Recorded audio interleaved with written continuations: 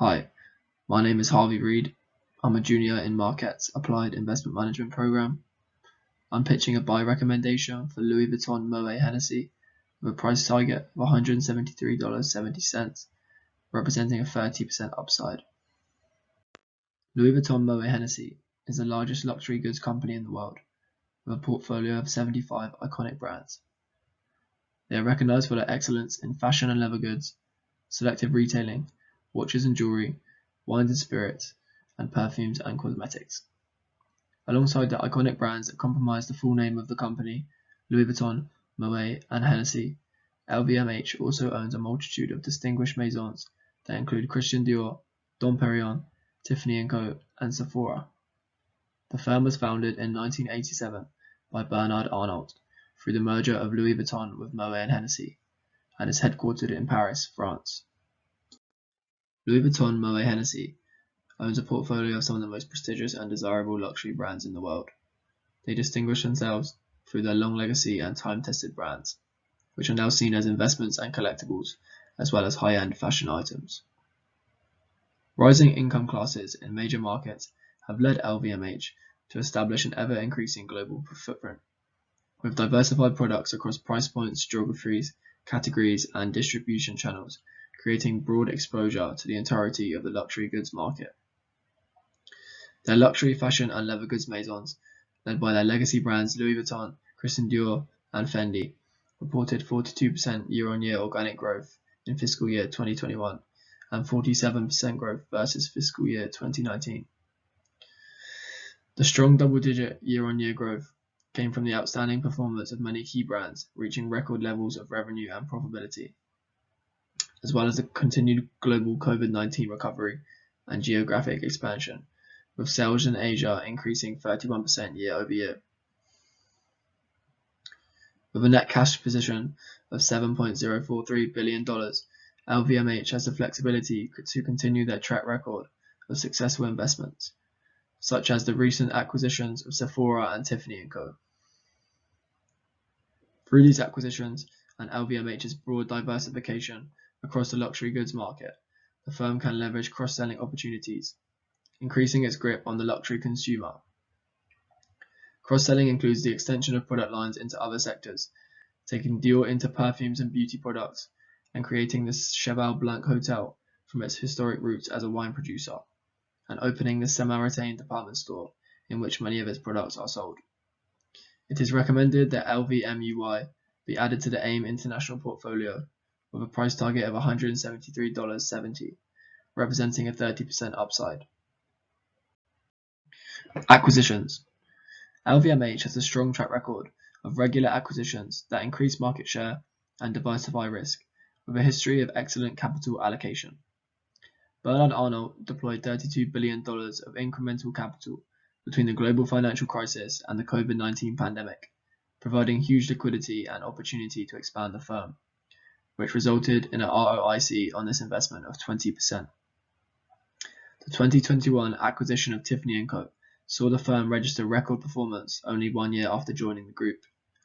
This acquisition elevates LVMH's sales contribution from watches and jewelry to an estimated 14% from 8%, further diversifying the portfolio and increasing exposure to an industry sector expected to grow at a CAGR of 4.3% from $276 billion in fiscal year 21 to $341 billion in 2026.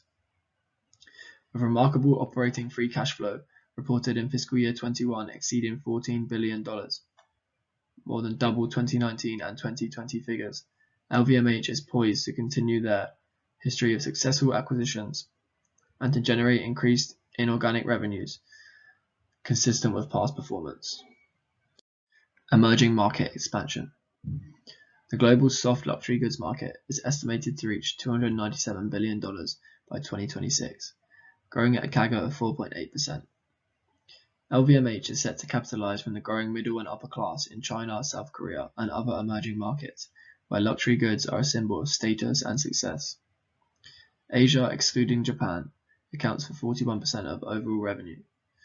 In China, annual disposable income per capita above $10,000 is expected to reach 20% by 2030. up from just 7% of the population in 2015, while those with greater than $30,000 is expected to rise to 15%, up from 3%. This increase in higher income consumers over the coming years is an excellent environment for LVMH in their effort to acquire new customers and increase revenues above average GNP levels. Hedge on inflation. Rapidly rising inflation has left individuals to increasingly look to real assets and goods as a hedge on inflation. Consumer spending in the US increased 3.3% in fourth quarter 21 and is forecast to increase a further 3% in fiscal year 22.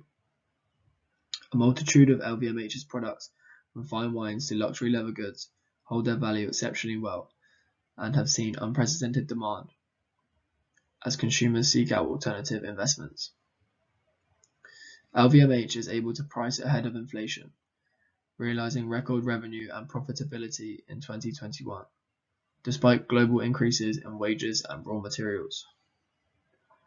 The high levels of commoditization and scarcity of LVMH's products will enable the firm to continue to price ahead of inflation and drive increasing consumer demand in the future.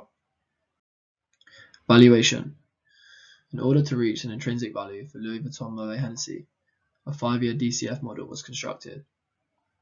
Using a terminal growth rate of 2% and a WACC of 7.55%, an intrinsic value of $139.31 was reached. A sensitivity analysis of plus minus 25 basis points on both the terminal growth rate and the WACC range from $112.48 to $339.06. Using a price to earnings multiple of 43.14, an intrinsic value of $229.31 was calculated. Furthermore, an EV to EBIT was calculated using a weighted average of 23.3 times, resulting in a value of $176.27. By weighting the models 50, 30, 20, a price target of $173.70 was reached, representing a potential upside of 30%. LVMH has grown dividends 15.82% on a 5-year CAGR and has a dividend yield of 1.34%. Risks include exposure to foreign exchange. A substantial portion of LVMH's sales are in currency other than the euro, while most of the firm's production costs are incurred in euros. Exchange rate fluctuations between the euro and principal currencies can change sales figures and earnings, hampering year-to-year performance comparisons. Competition. Competition across the luxury retail industry is constant, and LVMH needs to be proactive in their customer centricity and customer retention practices. Exposure to interest rate volatility. LVMH's debt is denominated in a variety of currencies, with approximately 49% of debt at a floating rate. Thus, the firm is exposed to fluctuations in interest rates across its principal currencies of indebtedness. Interest rate swaps and the purchase of caps limit the effects of unfavorable fluctuations. Management. LVMH is led by founder and CEO Bernard Arnault, number 3 on Forbes Billionaires of 2022. Arnault is joined by his son and 14 other long-serving board members, who have guided the firm to its current position as the world's largest luxury goods company, with the focus of consistent stable growth and long-term value creation.